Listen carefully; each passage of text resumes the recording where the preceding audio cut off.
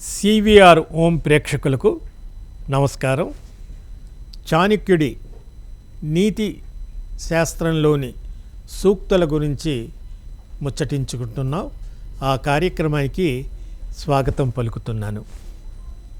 గత భాగాల్లో చాణక్యుడి నీతి శాస్త్రంలోని కొన్ని సుభాషితాలు అనండి, సూక్తులు అనండి, మానవ జీవితానికి అత్యంత ఉపయుక్తమైనటువంటివి, నైతిక విలువలు పెంపొందించేటటువంటివి, మన వ్యక్తిత్వ నిర్మాణానికి దోహదపడేటువంటివి, మన మనోవికాసానికి,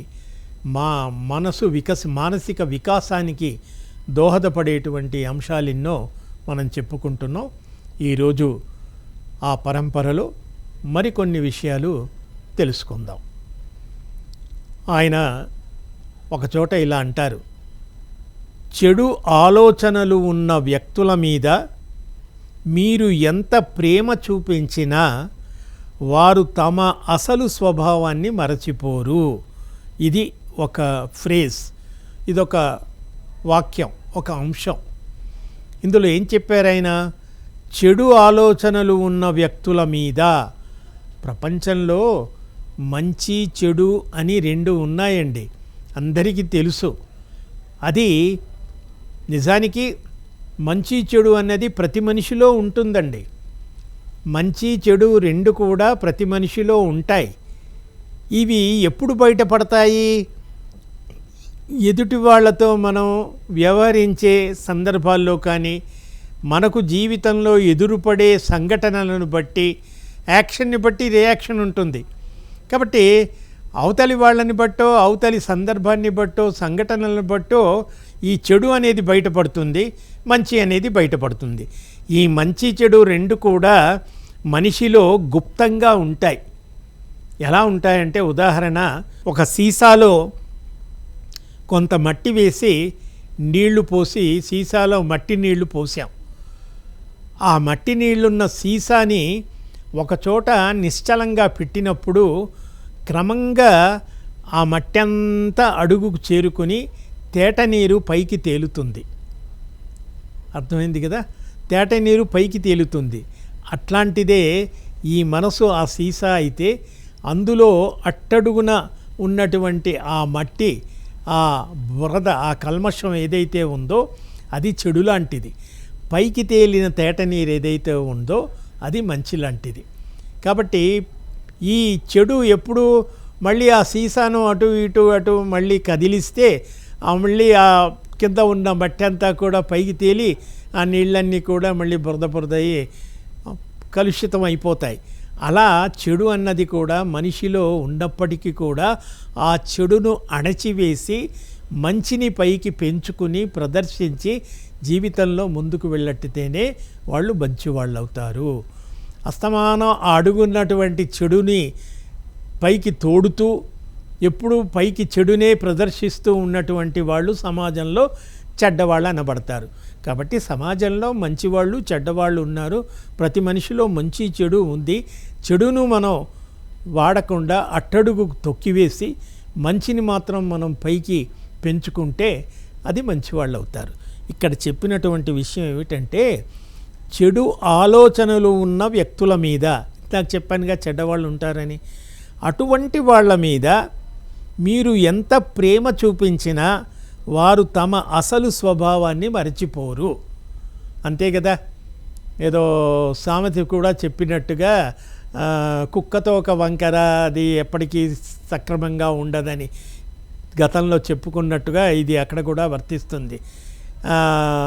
ఏదో ఇంకొకటి, సింహాసనం మీద శునకము తెచ్చి సింహాసనం మీద కూర్చుండబెట్టి అని ఒకటి కూడా ఉంది. అది వెనుకటిగున్న మేళమాను అన్నట్టుగా. అంటే ఉచితానిచితాలు తెలియకుండా చెడ్డవాళ్ళని ఆ కుక్కను తీసుకొచ్చి ఒక సింహాసనం మీద కూర్చోబెడితే దానికి ఆ సింహాసనం విలువ ఏం తెలుస్తుంది? తెలియదు. మళ్ళీ తుర్రున సింహాసనం దిగేసి మళ్ళీ వీధుల్లోకి ఎక్కడికో వెళ్ళిపోతుంది. కాబట్టి ఇక్కడ ఏమిటంటే, చెడ్డవాళ్ళు ఎలాంటి వాళ్ళు అంటే ఇందాక చెప్పినట్టుగా ఆ కుక్క లాంటి వాళ్ళు, చెడు స్వభావం ఉన్నటువంటి వాళ్ళు. వాళ్ళ మీద మనం అయ్యో పాపం అని జాలి, ప్రేమ, దయ, కరుణ ఇవి చూపించి వాళ్ళని చేరదీసి వాళ్ళని మనం బుజ్జగించి హక్కున చేర్చుకున్నా వాళ్ళు ఎప్పటికీ వాళ్ళ అసలు స్వభావం బయటపడుతుంది. అంతే కదండి. ఇప్పుడు పులిపిల్లని కానీ సింహాన్ని కానీ చిన్నప్పుడు తెచ్చి ఇంట్లో పాలు పోసి పెంచుకున్నా పెద్దగయ్యాక మళ్ళీ అది మన మీద దాడి చేయకుండా ఉంటుందా? అందుకే పాము విషయంలో కూడా అలాగే అంటారు, పామును ఎంత పాలు పోసినప్పటికీ కూడా అది ఎప్పుడో ఒకప్పుడు కాటేయక మానదు. అలాగే జంతువులు, విష జంతువులు, విషపూరితమైనటువంటివి, వాటి స్వభావం, వాటి స్వాభావిక లక్షణం, వాటి ఒరిజినాలిటీ, వాటి ఒరిజినల్ స్వతసిద్ధంగా ఉన్నటువంటి స్వభావాలు మారిపోవు. కాబట్టి చెడ్డవాళ్ళు కూడా అలాంటి వాళ్ళే. చెడ్డవాళ్ళు కూడా ఒక పశువు లాంటి వాళ్ళు, ఒక జంతువు లాంటి వాళ్ళు, ఒక మృగం లాంటి వాళ్ళు, ఒక పాము లాంటి వాళ్ళు. కాబట్టి చెడ్డవాళ్ళ యొక్క గుణాలు ఎప్పటికీ మారవు. అంటే మార్చడానికి ప్రయత్నాలు చేయటం అనేది వేరే విషయం, కానీ చెడ్డవాళ్ళు స్వభావాలు మారవు. మారకుండా ఇక్కడ ఏ సందర్భంలో చెప్పారు? మనం ఇప్పుడు కూడా మరో కోణంలో ఆలోచించేటప్పుడు మరో కోణంలో ఆలోచిస్తే ఆ సందర్భాన్ని బట్టి మనం దాన్ని స్వీకరించాలి. మరి చెడ్డవాళ్ళంటే ఇక వాళ్ళ జీవితం అంతా చెడ్డవాళ్ళని వదిలేస్తామా? లేదు, చెడ్డవాళ్ళని మంచివాళ్ళుగా తయారు చేయడానికి మనం ప్రయత్నిస్తాం. ఇప్పుడు మనకి అదే కదా, మనకి న్యాయశాస్త్రం కానీ మరొకటి కానీ ఏం చెప్తోంది? ఎవరైనా ఒక నేరం చేశారనుకోండి, ఆ నేరగాడిని విచారించి నేరం చేశాడన్నప్పుడు ఆ నేరస్తుడిలో మార్పు తేవడానికి ప్రయత్నిస్తాం. దాన్నే మనం ఇప్పుడు ఏమంటున్నాం? కౌన్సిలింగ్ అంటున్నాం. ఆ కౌన్సిలింగ్ ద్వారా వాళ్ళలో మార్పు తీసుకురావడానికి ప్రయత్నిస్తాం. అలా మార్పు తీసుకొచ్చేటప్పుడు చాలా వరకు కొంతమంది మారిపోతారు, అందులో మనం విజయం సాధిస్తాం. కొంతమంది మారకుండా ఉంటారు, అలా రకరకాలు ఉంటారు వాళ్ళ ఆ నిష్పత్తిని బట్టి. ఇక్కడ చాణక్యుడు చెప్పింది ఏమిటి? మారనటువంటి చెడ్డవాళ్ళ గురించి చెప్తున్నాడు. కాబట్టి మనం దీన్ని ఇంకో రకంగా ఆలోచించి చెడ్డవాళ్ళనే వాళ్ళని అలా వదిలేద్దామంటే కాదు. మారనటువంటి స్వభావం కలిగినటువంటి చెడువాళ్ళు ఎవరైతే ఉంటారో వాళ్ళ మీద మనం ఎంత ప్రేమ చూపించినా కూడా అది వ్యర్థమే. చెడు వ్యక్తితో స్నేహం, శత్రుత్వం రెండూ హాని కలిగిస్తాయి. పై దాంట్లో చెడ్డవాళ్ళ మీద మనం ఎప్పటికీ కూడా ప్రేమ చూపించకూడదు, వారి స్వభావం మారదు అని చెప్పారు. అంతవరకు బాగుంది. ఇంకొక అడుగు ముందుకు వేసి ఏం చెప్తున్నారంటే, చెడు వ్యక్తితో స్నేహం, శత్రుత్వం రెండూ హాని కలిగిస్తాయి. ఒక చెడ్డవాడితో స్నేహం చేసినా ప్రమాదమే, వాడితో వైరం పెట్టుకున్న ప్రమాదమే. చెడ్డవాళ్ళ జోలికి ఎవరు వెళ్తారండి? ఒక రౌడీ, ఒక హంతకుడు, ఒక దొంగ ఉన్నాడు, వాడితో పెట్టుకున్నాం అనుకోండి, వాడు రేపు ప్రొద్దున మళ్ళీ మనకి ఏదో హాని చేస్తాడు, మళ్ళీ మనకి ప్రాణానికి ఏదో ముప్పు తెచ్చి పెడతాడని భయపడతాం. కాబట్టి చెడ్డవాడితో శత్రుత్వము పనికిరాదు, స్నేహము పనికిరాదు. అలాని స్నేహము పనికిరాదు. చెడ్డవాళ్ళతో స్నేహం చేస్తే వాళ్ళ బుద్ధులు మనకొచ్చి మనం చెడ్డవాళ్ళం అయిపోతాం. కాబట్టి చెడ్డవాళ్ళు అనే వాళ్ళను దూరం పెట్టాలి అని ఇక్కడ ఇది చెప్పటం. కాబట్టి స్నేహము పనికిరాదు, శత్రుత్వము పనికిరాదు. కాబట్టి ఈ రకంగా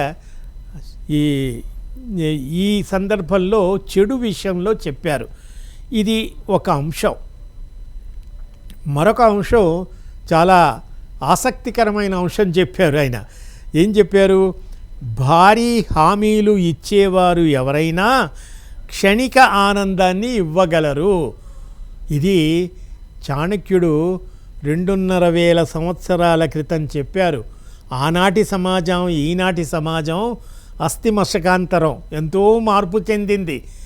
మా పాలనా వ్యవస్థ కానీ, మనిషి జీవన విధానం కానీ, జీవన శైలి కానీ, ఆచార వ్యవహారాలు కానీ, ఆహార విహారాలు కానీ, పద్ధతులు కానీ, రకరకాల మన జీవన పరిమాణం కానీ ఇవన్నీ కూడా మార్పులు చెందాయి. అయినా ఆ రోజు చెప్పింది అందులో ఒక అంతఃసూత్రం ఏదైతే ఉందో అది ఎప్పటికీ పనికొచ్చేది, అది నిత్యనూతనమైంది. ఇందాక అదే సర్వకాలీనం, సార్వజనీనం, సార్వకాలీనం అన్నాం. ఇక్కడ ఏంటిది? భారీ హామీలు ఇచ్చేవారు ఎవరైనా క్షణిక ఆనందాన్ని ఇవ్వగలరు. ఇది మనకి గుర్తొచ్చి ఉంటుంది. ఇవాళ మనం ఎవరిని విమర్శించటం కాదు, కానీ ఇవాళ ప్రభుత్వాలు కొన్ని ప్రభుత్వాలు మరి ఉచిత పథకాలు అని ఒకటి ప్రవేశపెట్టింది. దీనివల్ల చాలా సమాజంలో రకరకాల అభిప్రాయాలు ఉన్నాయి, రకరకాల విమర్శలు ఉన్నాయి, రకరకాల వాదోపవాదాలు ఉన్నాయి. ప్రభుత్వం ఇచ్చేటువంటి భారీ హామీలు అంటే ఒక ప్రభుత్వం అధికారంలోకి రావడానికి, ఒక పార్టీ అధికారంలోకి రావడానికి ప్రజలను మరి మచ్చిక చేసుకోవడానికి ప్రజలకు కొన్ని హామీలు ఇస్తుంది. భారీ హామీలు అన్నారు ఆయన. మామూలు చిన్న చిన్న హామీలు అయితే పర్వాలేదు, పెద్ద పెద్ద హామీలు ఇచ్చి, వాగ్దానాలు ఇచ్చి, మేనిఫెస్టో ఏదో అంటాం. ఈ ప్రభుత్వం పెద్ద పెద్ద హామీలు ఇచ్చేవారు ఎవరైనా అవి క్షణిక ఆనందాన్ని మాత్రమే ఇవ్వగలరు. ఏవైతే భారీ హామీలు మనం ఎవరికైనా ఇస్తామో ఆ భారీ హామీ అన్నది క్షణికమైన ఆనందాన్ని ఇస్తుంది, శాశ్వతమైన ఆనందం కాదు. సరిగ్గా ఇది ఇవాళ సమాజానికి, ప్రభుత్వానికి మనం అన్వయించుకుంటే అదే జరుగుతుందేమో అనిపిస్తోంది. అంటే ఏదో ఇస్తోంది, ఒక మంచి ఉద్దేశంతో ఇవ్వచ్చు, ఒక అట్టడుగు ప్రజల్ని ఉద్ధరించాలనేటువంటి ఉద్దేశంతో ఇవ్వవచ్చు, అది స్వాగతించవచ్చు. కానీ ఈ భారీ హామీలు క్షణిక ఆనందాన్నే ఇస్తాయి, ఇవి శాశ్వతం కాదు. కాబట్టి భారీ హామీలు ఇచ్చేవారు ఎవరైనా క్షణిక ఆనందాన్ని ఇస్తారే తప్ప జీవితాంతం మనకి వాళ్ళు ఇవి ఇస్తూనే ఉంటారు, మనం పొందుతూనే ఉంటాం, మనం హాయిగా కూర్చొనే తింటాం అని కాదు. దానివల్ల ఒక రకంగా సోమరితనం పెరిగిపోతుంది, దానివల్ల ఒక ఆర్థిక వ్యవస్థ కుంటుపడుతుంది. ఇలా అనేక రకాల లింకులు ఉంటాయి.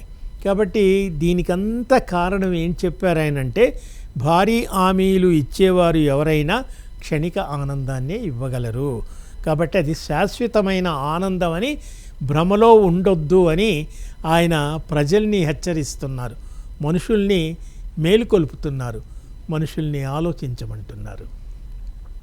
తర్వాత చెడు ఆలోచన ఉన్న వ్యక్తికి మీ ఉపయోగం లేని రోజు ఖచ్చితంగా మిమ్మల్ని మోసం చేస్తాడు. ఎవరు?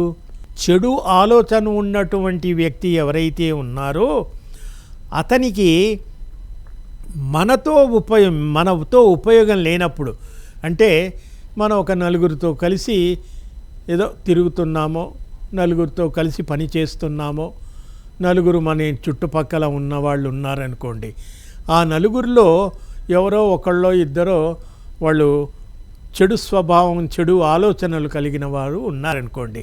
సరే, వాళ్ళతో నాకేమిటి, వాడు చెడ్డవాడైతే వాడు చెడ్డవాడు, నాకేమిటి సంబంధం అని అలా ఉండడానికి వీల్లేదు. ఆ వ్యక్తితో మీ ఉపయోగం లేనప్పుడు, ఆ చెడు స్వభావం కలిగిన వ్యక్తికి మనతో ఉపయోగం లేనప్పుడు, అంటే చెడు స్వభావం కలిగిన వ్యక్తి మన నుంచి ఏదో ఒకటి ఆశిస్తుంటాడు, మన నుంచి ఏదో ఒకటి కావాలి అని కోరుకుంటాడు. ఏ రోజైతే మన నుంచి అతనికి ఏమీ రాలదు, పైసా రాలదు, ఎందుకు పనికిరాదు, ఏమీ లాభం లేదు అని ఒక చెడ్డవాడికి, మనతో తిరిగేటువంటి మనుషుల్లో ఒక చెడ్డవాడికి మన పట్ల అటువంటి అభిప్రాయం కలిగినప్పుడు వాడు ఖచ్చితంగా మనల్ని మాయోపాయం చేత, ఏదో ఒక దురాలోచన చేత, ఏదో ఒక కుట్ర పన్ని మనల్ని మోసగిస్తాడు. కాబట్టి ఇక్కడ సారాంశం ఏమిటి? చెడ్డవాళ్ళకి మనం చాలా దూరంగా ఉండాలి అన్నది దీని యొక్క సారాంశం. ఇక మరొకటి, మనిషి తన చేతలతో గొప్పవాడు అవుతాడే కానీ జన్మతః కాదు. మనిషి చేతలతో గొప్పవాడు అవుతాడు, అంతే కదా. మనిషి పుడతాడు, ఎదుగుతాడు, పెరుగుతాడు, చదువుతాడు, ఉద్యోగం చేస్తాడు, సంపాదిస్తాడు, పెళ్లి చేసుకుంటాడు, సంతానాన్ని కంటాడు, కుటుంబాన్ని పెంచుకుంటాడు, పోషిస్తాడు. ఇది ఒక మనిషి, సగటు మనిషి జీవిత ప్రస్థానం.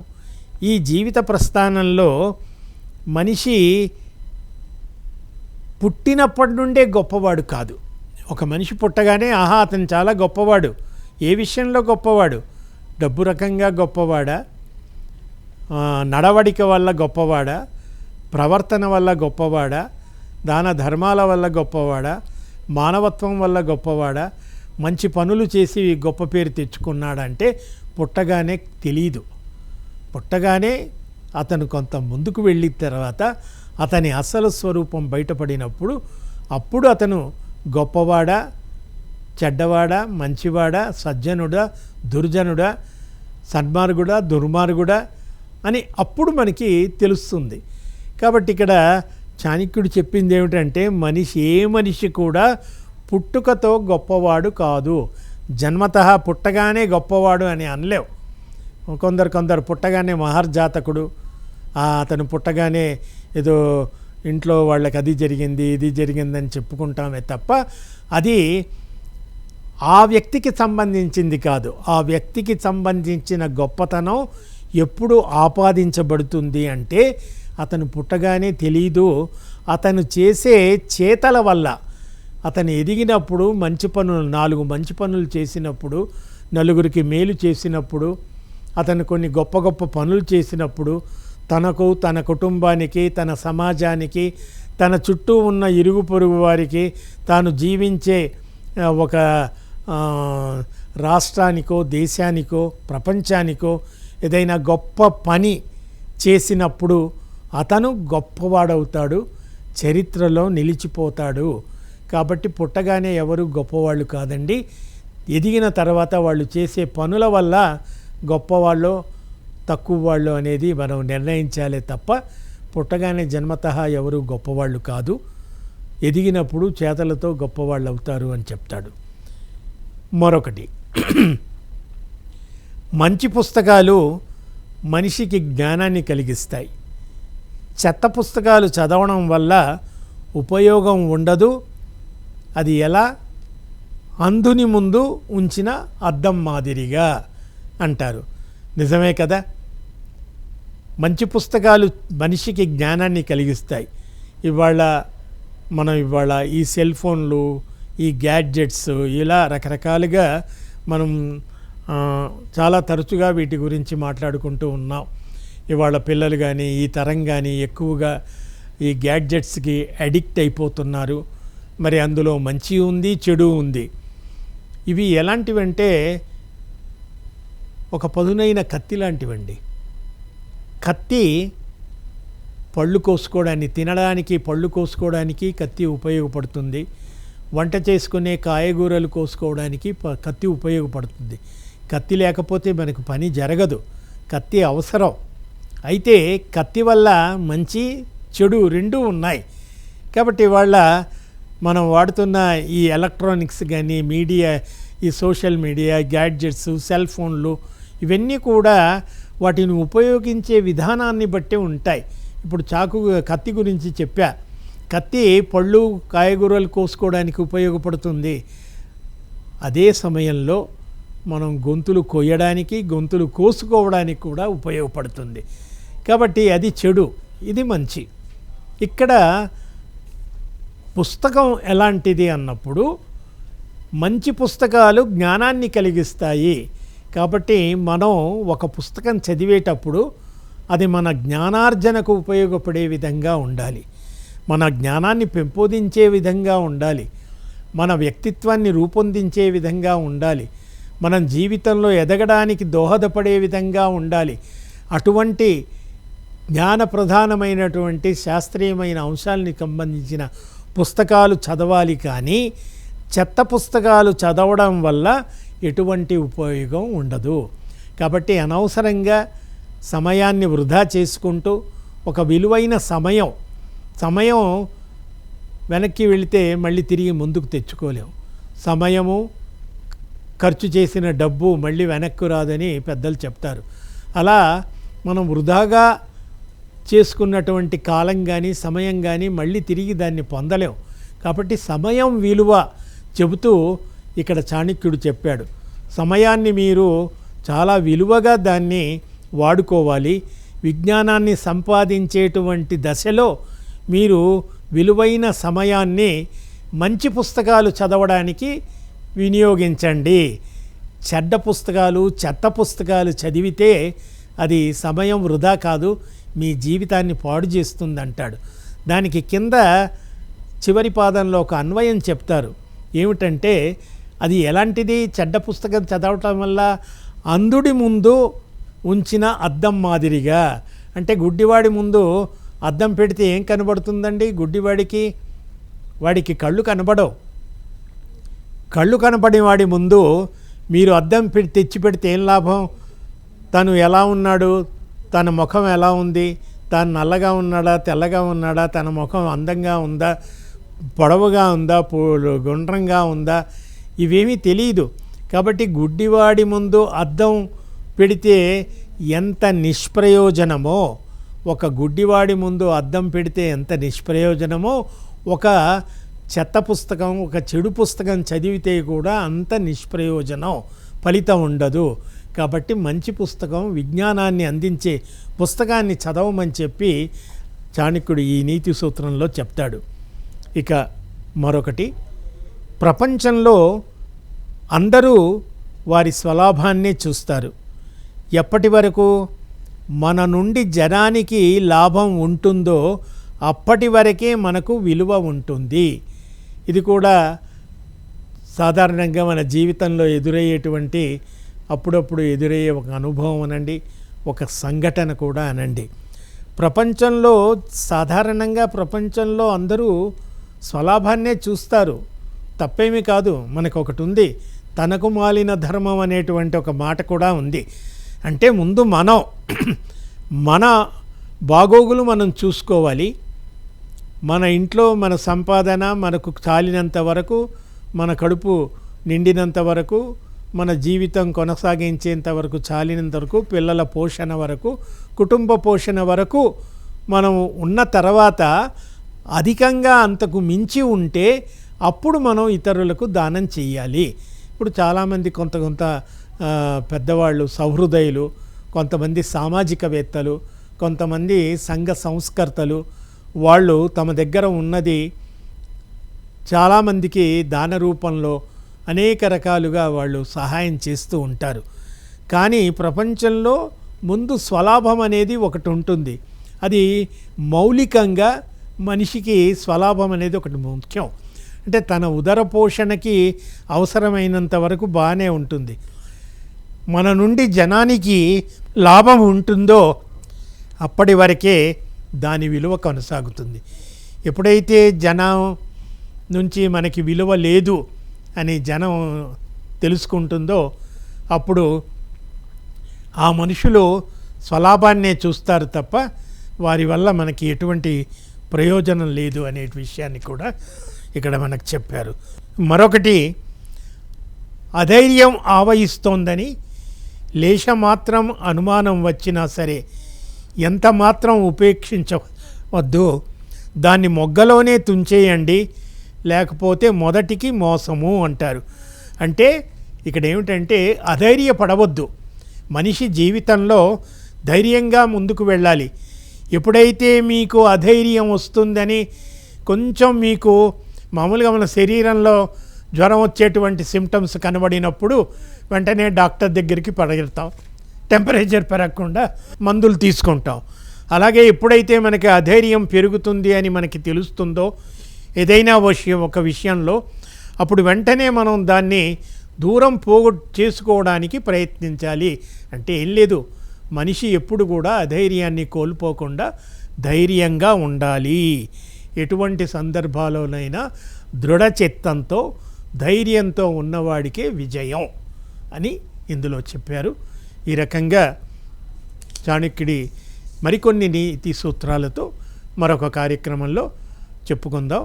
అంతవరకు సెలవు, నమస్కారం.